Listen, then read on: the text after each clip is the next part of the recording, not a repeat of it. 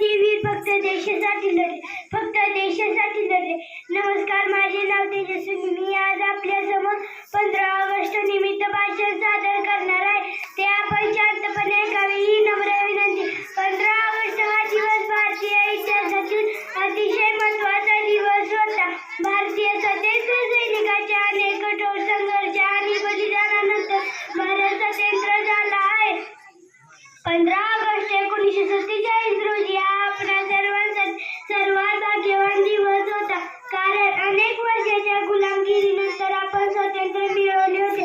भारताला स्वातंत्र्य मिळाल्यावर भारतीय जनतेने आपले पहिले पंतप्रधान पंडित जवाहरलाल नेहरू यांची निवड केली. प्रथम राष्ट्रीय राजधानी नवी दिल्ली येथील लाल किल्ल्यावर तिरंगा राष्ट्रीय ध्वज फडकवला होता.